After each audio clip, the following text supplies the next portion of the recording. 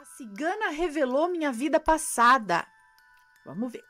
Oi, Ana, Matheus, meu nome é Fulano e vou contar um relato que aconteceu quando eu era criança. Não haverá nomes neste relato. O ano era 1988. Eu moro em Salvador e todo ano, no dia 25 de dezembro, íamos para um arquipélago aqui próximo onde minha família tinha um sobrado na praia, que foi presente de casamento dado do meu bisavô para minha avó. Um sobrado no estilo colonial, porém reformado, bem pintadinho e muito limpo por minhas tias e minha mãe, com um ar sombrio, apesar de ser muito ensolarado, pois ficava na praia, como eu falei. Nessa época, o lugar era apenas uma vila de pescadores e alguns veranistas. Hoje é o terceiro polo turístico do litoral baiano. Estávamos todos na praia quando notei uma mulher muito bonita conversando com a minha mãe. Eu me aproximei e notei que ela falava espanhol. Aquele que a língua fica presa entre os dentes. Elas falavam sobre esoterismo, que estava muito em moda naquela época. E eu fiquei muito curioso, pois sempre me interessei pelo assunto desde pequeno. A espanhola lá era de Barcelona, era espanhola mesmo, então. Ela era de Barcelona, cigana e taróloga, e combinou com a minha mãe que à noite iria lá em casa tirar o tarô pra gente. Era noite de lua cheia, pôr do sol e nascer da lua. Ficamos até a lua bem amarela nascer de frente ao sobrado. Então entramos e a cigana foi embora com o namorado dela. Eu estava deitado na rede, na varanda, olhando a lua, quando ouvi uma voz meio rouca e com aquele sotaque espanhol chamando no portão da praia. Era a cigana. Minha mãe gritou lá de dentro, pode entrar! Assim que a cigana colocou os pés no sobrado, as lâmpadas se apagaram, pois naquele tempo a eletricidade era fornecida por um morador que tinha um gerador a óleo diesel, quando dava 10 horas da noite, piscava e depois desligava. Porém, ainda era umas 7 da noite, mas como o motor vivia dando problema, ninguém estranhou isso. Minha tia acendeu algumas velas e na mesa da sala a cigana começou a colocar as cartas. Parte da sala era iluminada pelas luzes das velas, parte era iluminada pela luz da lua, que entrava pela porta e pelas janelas, que ficavam sempre abertas. Outros tempos, né, gente? Mas confie... Outros tempos, mas confie no tio. É verdade, as portas e as janelas ficavam abertas. Dava um clima meio sobrenatural, uma atmosfera bucólica. Bom, a cigana tirou as cartas para as minhas tias, minha mãe, e quando chegou na minha vez, o homem responsável pelo gerador gritou no portão dos fundos e todos foram falar com ele. E eu fiquei sozinho com a cigana na sala, ouvindo aquela linda voz meio rouca e aquele sotaque espanhol falado suavemente. Ela falava que eu não precisava perguntar nada, apenas dizia que eu mentalizasse o que eu gostaria de saber, e as cartas mostrariam as respostas. Foi quando em minha mente veio uma lembrança muito antiga, de quando eu tinha 7 anos, e falava que tinha 2 irmãos. Detalhe, eu sou filho único.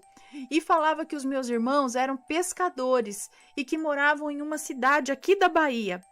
Mas não tinha como eu saber naquela época que essa cidade era um polo pesqueiro, com a idade que eu tinha, né, quando falava essas coisas. Foi eu pensar nisso, a cigana começou a falar que em outra vida eu tinha 2 irmãos. Um chamava Beltrano e o outro Ciclano. Que eles eram pescadores e muito pobres e que eu morri ainda criança. Olha, foi muito surpreendente como ela sabia dessas coisas. Aí eu mentalizei uma pergunta. Com o que eu iria trabalhar quando fosse adulto? E ela respondeu, mergulhador de plataforma. Era impressionante, a cigana era estupenda. Eu fiquei impressionado, tanto eu quanto minha mãe, minhas tias, meu pai, meus tios e primos, enfim. E depois de muito tempo, fui até a cidade onde supostamente vivia em outra vida, onde comprei uma lancha e quando passei numa rua da cidade alta, em frente a um casarão, eu tive um déjà vu, onde lembrei dos meus irmãos e até da minha avó, Uma senhora muito magra, com os olhos com olheiras negras, me olhando da porta de um quarto com aquelas portas enormes. Eu fiquei paralisado por um tempo, até que o marinheiro que me acompanhava perguntou: "O senhor está se sentindo bem? Seu rosto está pálido." Eu respondi com um sorriso meio desconcertado: "Estou bem, mestre. Não se preocupe, foi só uma tontura, mas já estou melhor. Hoje sou mergulhador e já trabalhei muito tempo embarcado em plataforma. Eu não esqueço do que aconteceu quando eu era criança." Agradecido por ler minha história, um beijo na alma, deixem o seu joinha, se inscrevam no canal, ativem o sininho, visitem a loja e, se puder, seja membro do canal. Ele que está dizendo aqui, ó.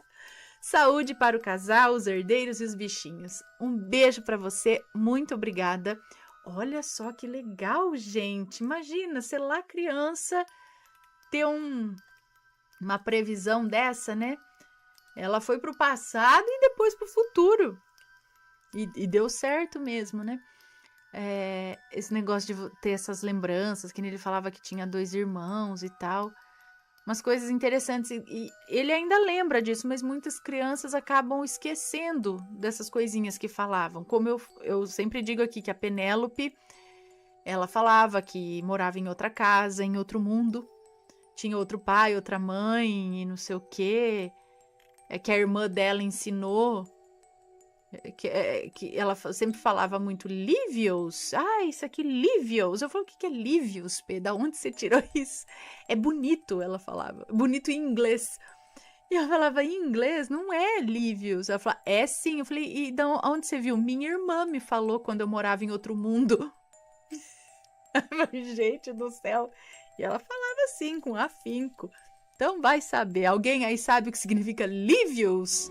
Que ela falava sempre no sentido de, nossa, bonito, que lindo, que legal, sei lá, Livius.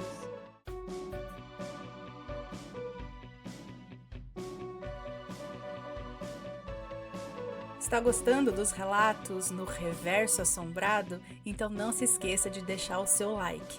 E é claro, se ainda não for inscrito, se inscreva.